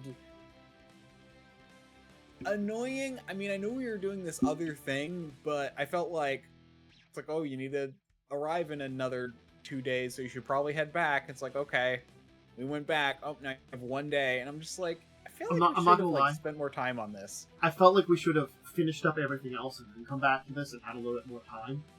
I agree. Like, I feel like we should have gone to all the places, finished all that stuff off, and then still had to keep around in the area to finish up the story here. So we had a little bit more time to set up and like establish things. I think Joe just really needs to learn how to make a. He needs to read up on like story flow or listen to more books or read more books. Because it's just like his flow is really bad. Okay, and I'm gonna say this: it doesn't have to be good. Like I know I'm talking about. It's like, oh, but so for people like watching, it's like if you have fun in a game, you have fun in a game. I had fun, so I was fine. But you know, I as much as I complain, I did have fun too. I'm not gonna lie about that. So it's sort of like, I don't want to say. I'm just like, I don't want to make the idea that it's like, oh, you need to be a good writer and write a good plot in order to have fun. But as people who stream and talk about it, I would say it's, you know. We have to be constructive about the issues that we find with it, so, you know, we can understand and break down it so that, like, especially, you know, we can talk to Joe about it, but we can also talk to you about it out there so you understand where, like, you know, you can, where you have to be careful about this. Yep. So we're more just breaking it down for, you know, the listener's sake. But just so you know, Joe's fine. He makes a fun game. It's fun enough. Yeah. Otherwise, I would leave. Yes, definitely. Like, if it wasn't good enough, I definitely could see, you know, us having less fun there. Yeah, but he's not... I wouldn't want him on my stream as, like, a stream GM, because he's just not good enough of a storyteller to make it interesting for an audience. Yeah. He tries. He does. Anybody else do anything on Sunday? I did not. No, I didn't do anything on Sunday this week. Okay. How about Monday? Nope. Oh, sorry. Tuesday we had my game. Your game. We did stuff. I mean, we basically finished the dungeon. It's kind of all you did. Arguably, I will say, Sunday I technically did mess around with Foundry on stream. That's about it then. Yeah, you finished the dungeon. You met an interesting guy who you will probably meet once more at some later point. You're out of the dungeon, but spoilers, it's gonna be the combat next session. Oh man, combat. Yeah. I am ready. Problem. You'll probably be fine. Problem. Then we had, of course, my game on Wednesday. We bull rushed your castle. It wasn't necessarily my chagrin. It was just that I was thinking it wasn't going to go too long, but I thought there would be a little bit more involved with it, and I, you know... You literally just teleported around. Well, like, I was planning to have a little bit more, like, checks and rolls for, like, moving through the castle and stuff, but, like... We literally just teleported around. Yes, you teleported around, which I kind of had forgotten about to a degree, but it's sort of like... It was an option, technically, but it's sort of like you also, like, you teleported into the first guy's room right on top of him, got the surprise, and then one of you crit him. Was it Joe that crit him, or was it someone else? Joe crit him. Joe crit him as part of an attack, and then, like, so he got finished off really quick, you know? It's sort of like, well, he's dead. And then you teleport to the next thing, found out a whole lot of stuff, and basically arranged to basically avoid the second battle because of their order you went in. You just weren't thinking about greater teleport, because, like, if it were teleport, you can at least be like, oh, you might arrive in a different room, but no, it's greater teleport, so you arrive on target. There was something else I could have done, but it was, like, just an annoying fetch quest, so I got rid of it. Traditionally, that guy's bones are in another room, you can come back with him. So I just had his bones in there and you consecrate them. Because it's just so much more annoying to, like, that you find him and he's like, go find my bones, or I'll attack you as a ghost. And I'm like, this is dumb. And it's sort of like, you have to go to, like, the other end of the castle and go goddamn get his bones. And it's sort of like, why? There's a way to make that work. I knew there was a way to make that work. I did. But, at this point in time, I just didn't want another time sink. You just want to end. I would rather not have another time sink. I would rather us just keep things quickly and efficiently. And, like, you've done a lot of work to make things efficient. And that's the thing is, you planned all your NPCs to go take out a bunch of people. Which I'm like, yeah, they're going to be taking out not only those bosses, but fighting a bunch of people in those areas. Creating, like, kind of calling things down. And then, honestly speaking, the final dungeon is just, like, 1-2 battles that I really feel like you really need to do. Because the rest of it's, like, you can kill some bullywugs that have been, like, charmed or dominated in the, like, bottom areas, but that's kind of, like, dumb. And it's also, flooded, and I hate flooded places from Skulls and Shackles! That's fair. Also there's the fact that it's, like, normal bullywugs that are, like, CR, 7, you know? They're ones like they're like CR7 because they like levels of fight, you know, and I'm like, well, they're like a bunch of CR7s, you can fight a bunch of them, they might be able to do some damage to you, and kind of just be annoying or resource draining.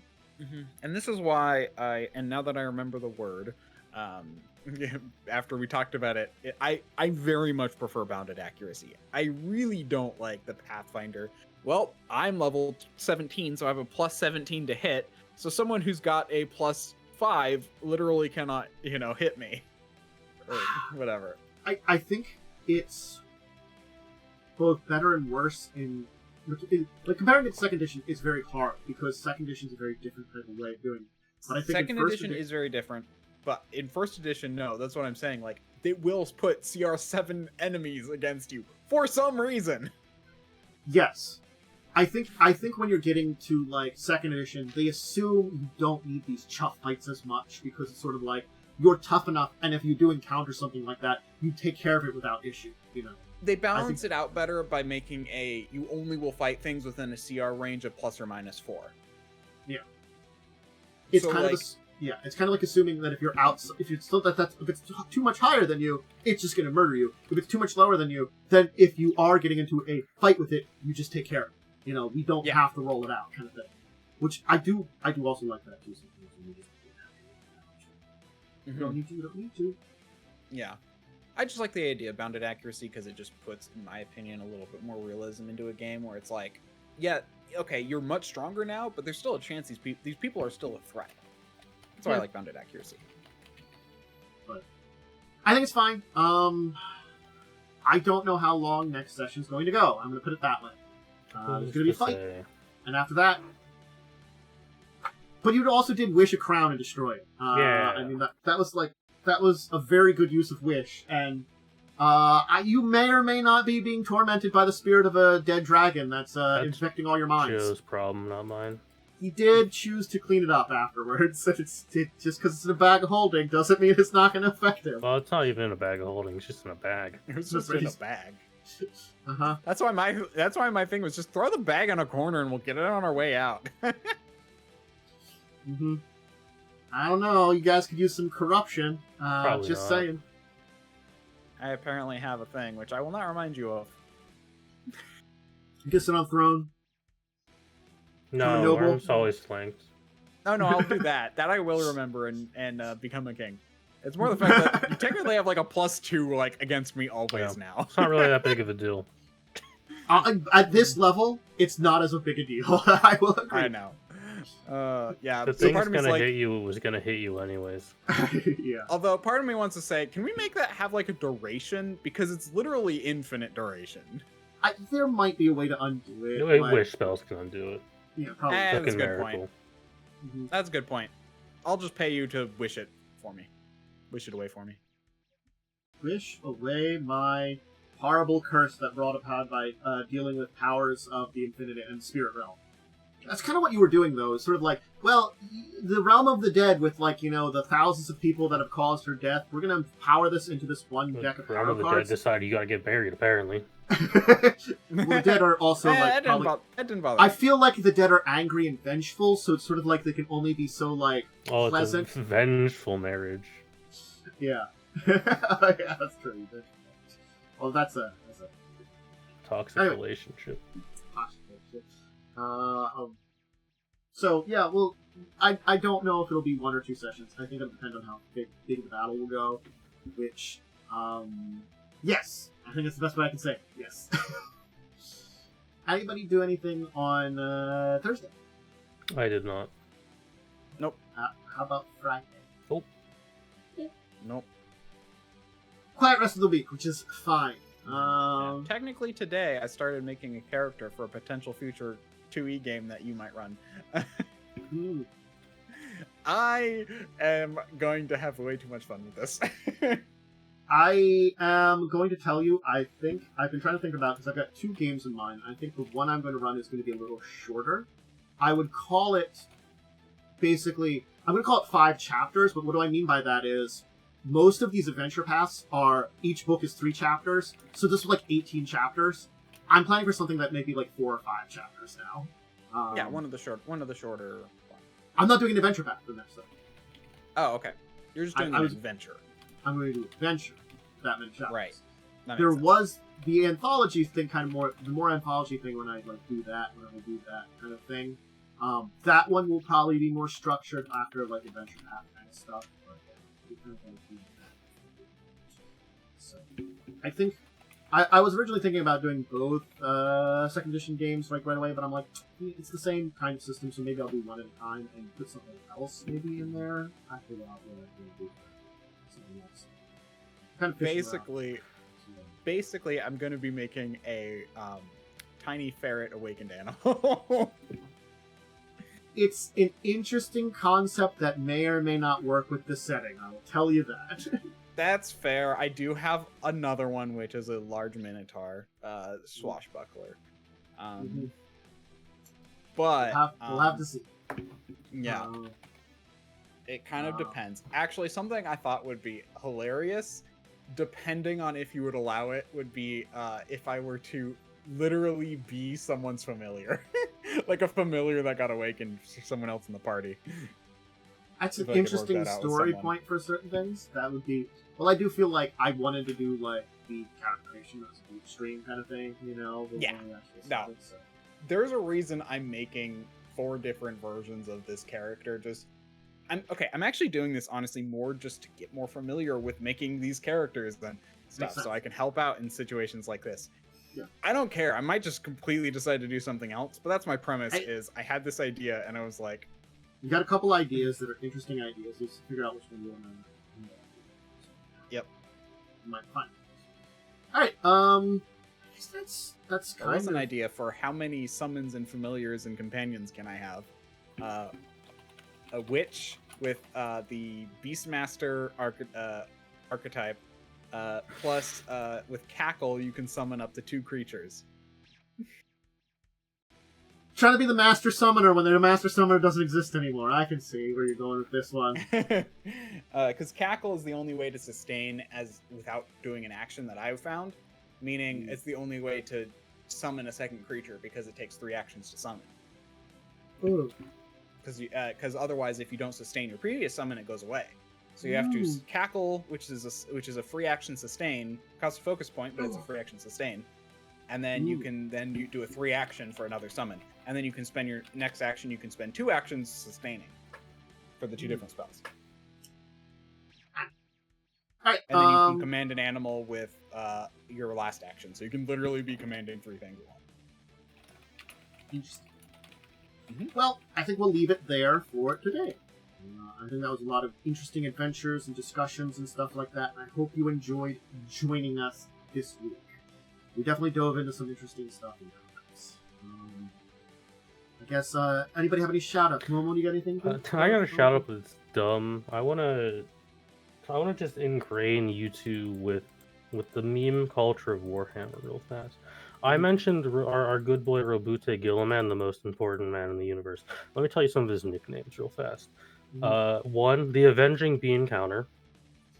Bobby G String. Robust Girly Man. Robo Bean Counter. Rumblebog and Counterpunch. Row your boat gently down the streamly man. And then my personal favorite, the greatest little derivative pile of blueberry pudding pop fuckery that has ever glazed the surface of this shitty little galaxy. All right then. We don't like this guy.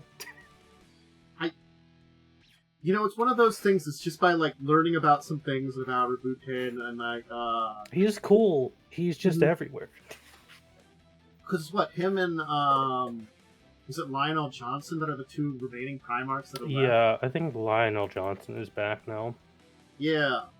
Which apparently I guess he's more popular. People like him more. He has less silly nicknames. He has less silly nicknames. People like him more. Alright, Worm, do you have anything to shout out? Yeah, DiamondWyrm, twitch.tv/DiamondWyrm, at DiamondWyrm on Twitter. If you want to see me making a Pathfinder 2e character, I will be there tomorrow or Sunday. Or just probably YouTube. By the time this goes up on YouTube, it'll probably just be go watch my YouTube VODs. Yep. Myself, Dracovin, I'll be back on Tuesday for some gaming, and we'll be doing Prince of Queen on Wednesday at 8 p.m. Make sure to join that. It may or may not be the finale. We're close enough that I can say it might be. And then there's a good chance of it, depending on how long the battle takes and how much of a after we can do for carrying up. But I only have 3 characters to really do that with. I can mention stuff that happens to the other characters, but they all went off to do stuff. Less characters to worry about. True. And then this show next week on Saturday. Make sure to join us, and we'll make it during the week. Anyway, if you're over on YouTube, make sure to do the YouTube stuff like comment, subscribe, all that stuff. If you're over on Twitch, just follow, and do the opposite. Also do the opposite. Anyway, bye everybody. I can never remember. Bye. Bye.